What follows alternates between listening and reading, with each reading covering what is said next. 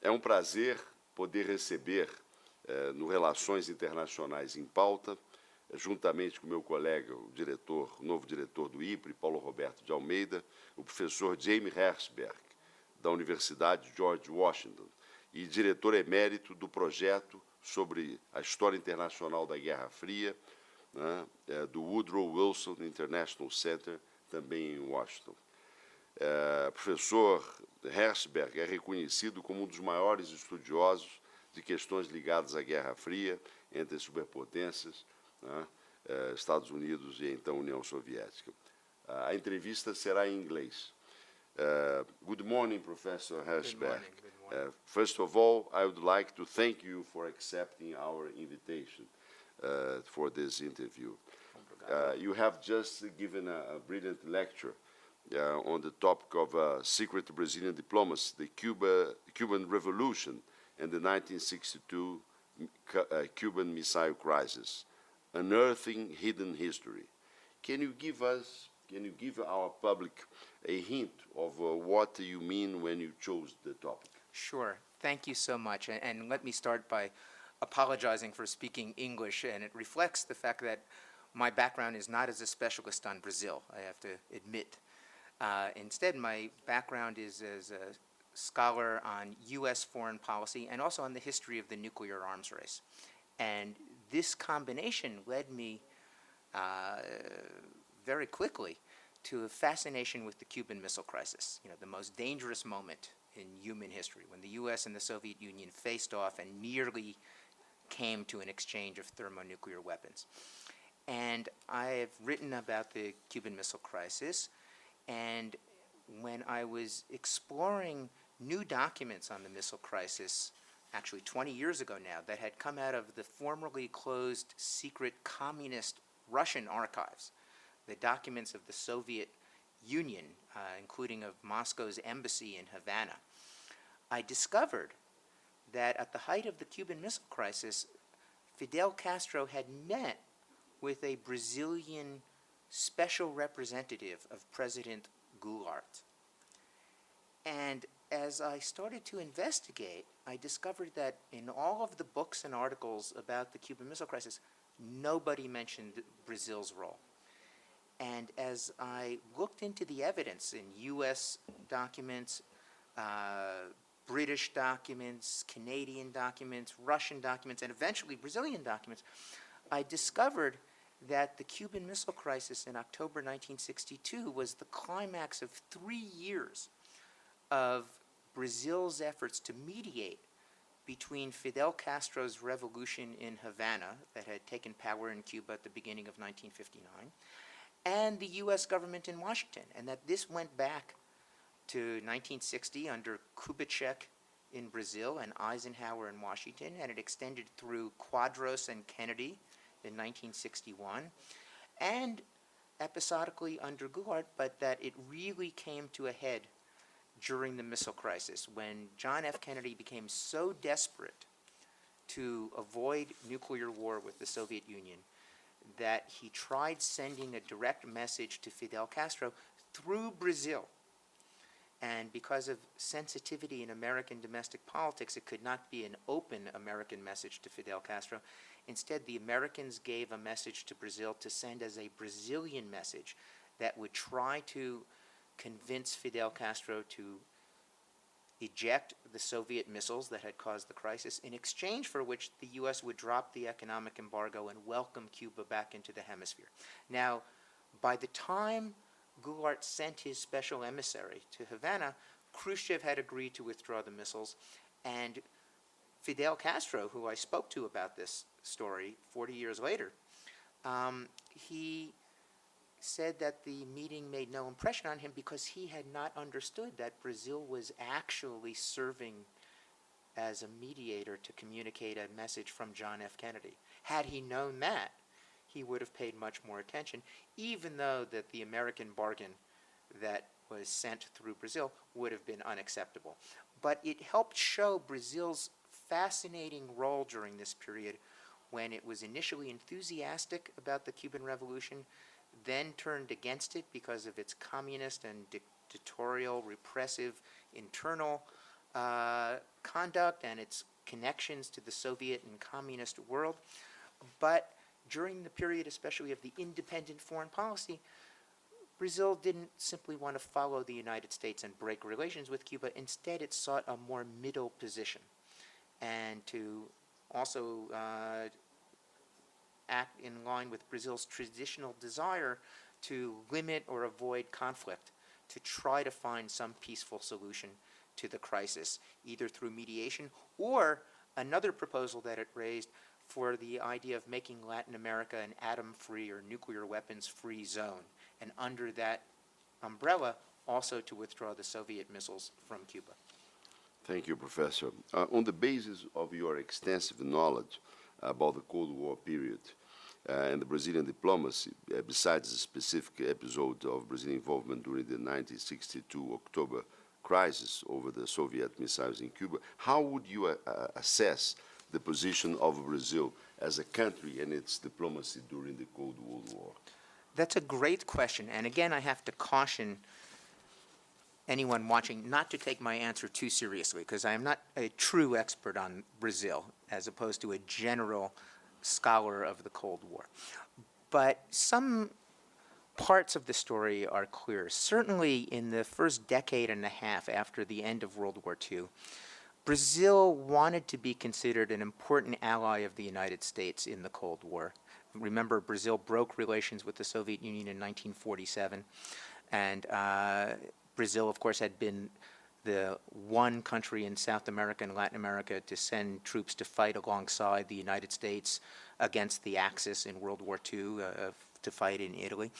And so it expected to be treated seriously. And so there was some resentment and increasing disappointment with Washington, that Washington and the United States governments were not paying more attention to Brazil.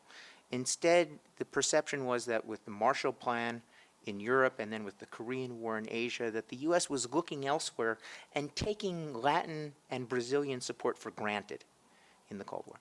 So a large part of the efforts in the 1960s, and in a way this began near the end of Kubitschek with Operation Pan America, was to try to regain some initiative and attention from Washington and support, to deal with the economic issues in Latin America that at root, would create the conditions that could lead to revolution, could lead to communism, to convince Washington that it had to pay attention to Brazil especially, but to Latin America in general in a greater way.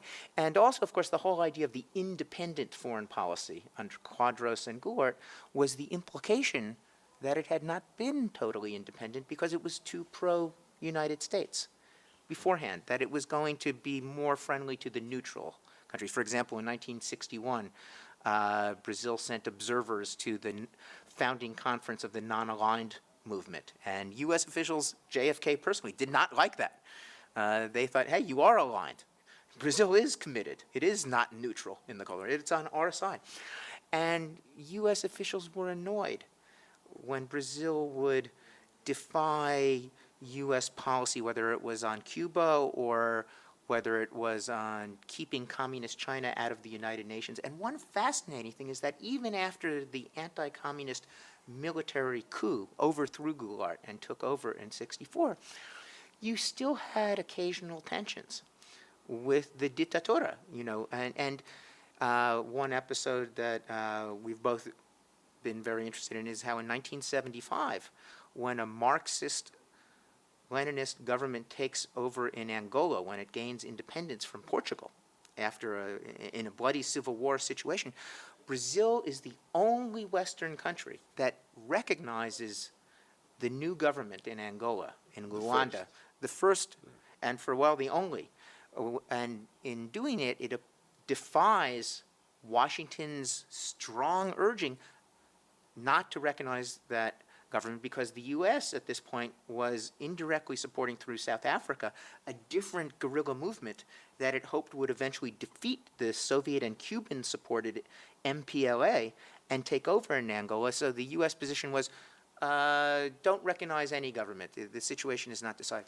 But what's fascinating is that the Brazilian government decided that it is more important to overcome hundreds of years of isolation from Angola at the hands of Lisbon, Portugal, because its colonial policy was divide and conquer.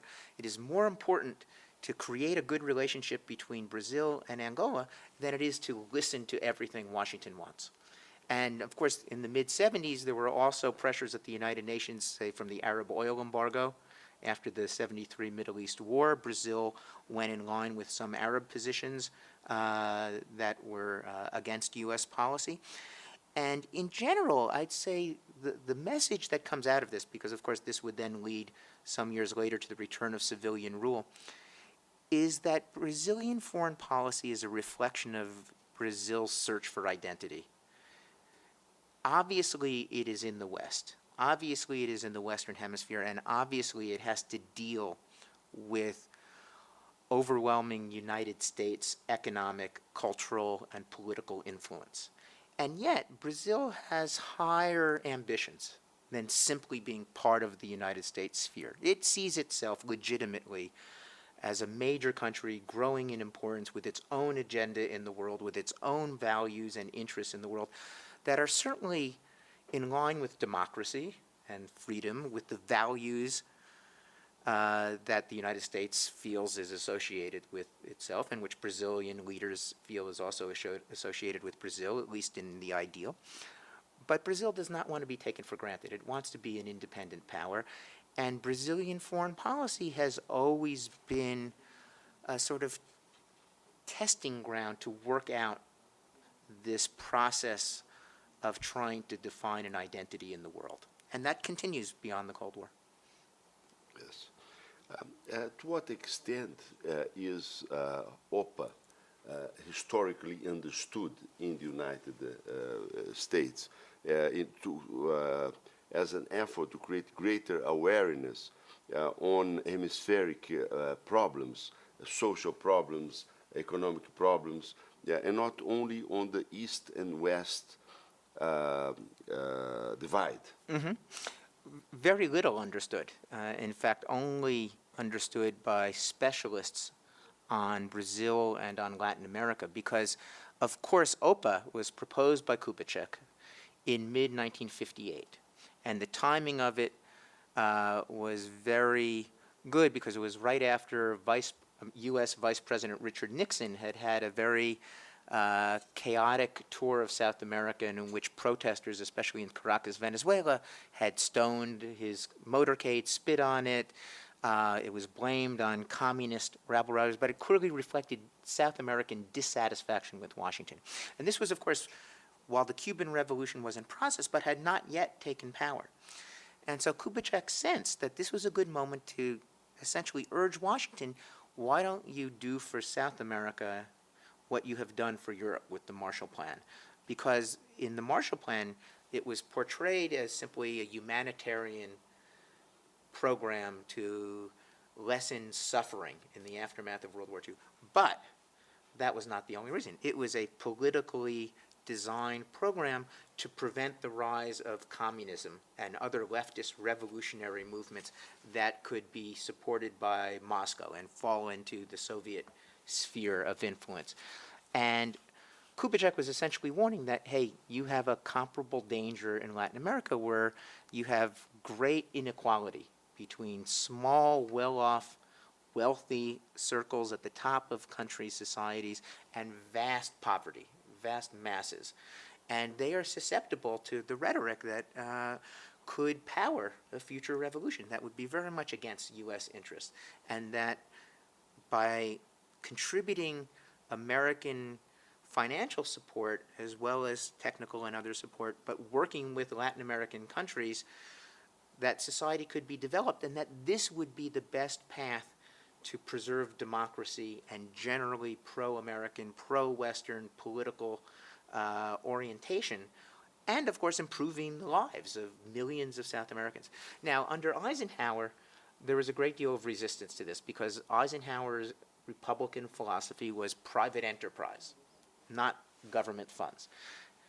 By the election of 1960, John F. Kennedy, the Democrat, running against Eisenhower's Vice President Nixon, openly supported more aid to Latin America. And of course, this was in the context of Fidel Castro's revolution now in power and threatening to inspire more imitators around Latin America. So John F. Kennedy was openly saying we should support Operation Pan America, we should support greater aid. But when Kennedy became president, of course, he did not say we support OPA. He introduced his own program, the Alliance for Progress, the Alianza para el Progreso, in March 1961. And in his announcement to Latin American ambassadors in Washington, he actually explicitly referred to Kubitschek's OPA and praised it for inspiring him. And the document that was agreed upon at the conference in Punta del Este, Uruguay, in August 1961, explicitly said this is in the framework of OPA. But most Americans could not care less. By Americans, of course, I mean North Americans, United States residents, did not care about the Brazilian and Kubitschek's origin of the idea. They saw it as part of John F. Kennedy's new frontier, part of John F. Kennedy's new policy for Latin America. And of course, a month later came the Bay of Pigs. And so it was, of course, universally seen as another side of the same policy, which was to prevent the spread of Castroism and communism in Latin America, in part to try to attack the root of the problem in Cuba, at least one root of the problem as viewed from Washington, but also to acknowledge essentially the legitimacy of Kubitschek's arguments, to say, hey, in the longer run, we need democratic reform with American support, so there can be something in between military dictatorships of the right and communist revolution of the right, that there could be a middle course for pro-U.S., anti-communist, democratic, economically reformist development in countries around the hemisphere. Now, unfortunately, that would be challenged. And one thing that scholars have increasingly noted is that even while JFK paid respect to JK, and actually Kubitschek became an official advisor to Kennedy on the Alliance for Progress and met with him repeatedly in the White House, Kennedy modified key parts of the program. Kubitschek had much more Latin structures in mind, both for the use of aid but also for coordination of aid, whereas the Alliance for Progress had much more U.S.-dominated structures to control how aid would be dispersed, to whom, how much, to what sort of projects. And in Brazil and in some other cases, the programs became mixed up with other political objectives and also relationships of the left, right, center, various parties.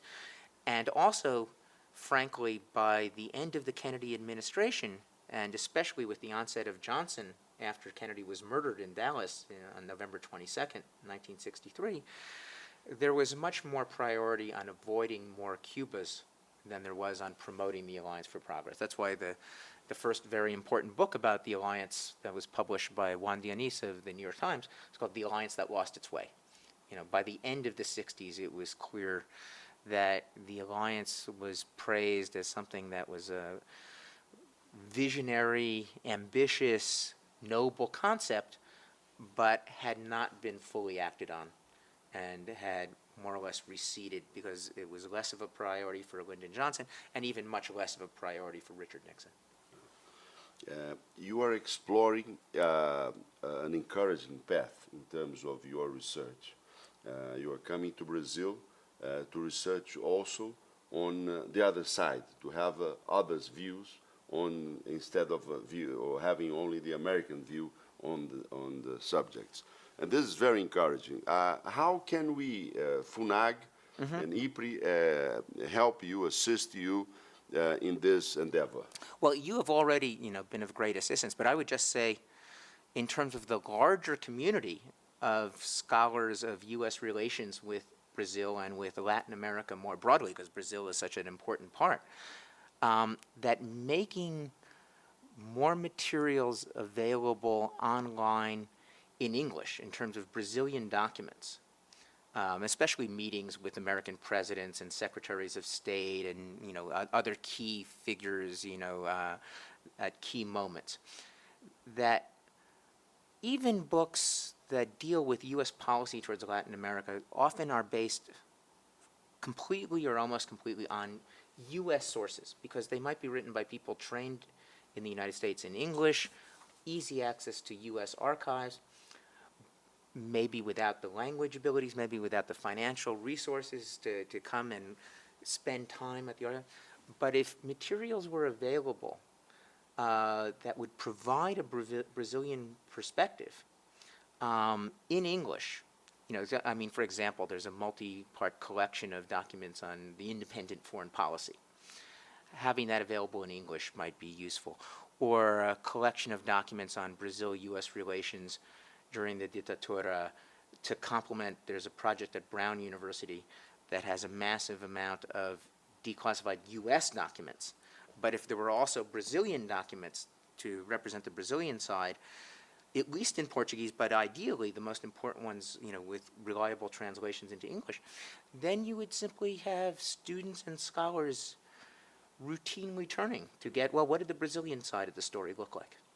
Professor Hirschberg, it was a pleasure to have you, and we very much appreciate you taking your time to come and lecture our friends here and the colleagues in the Ministry of Foreign Affairs and FUNAG, and I hope you enjoy your visit to Brazil and come back. I already am. Thank you so much for having me. Thank you very much.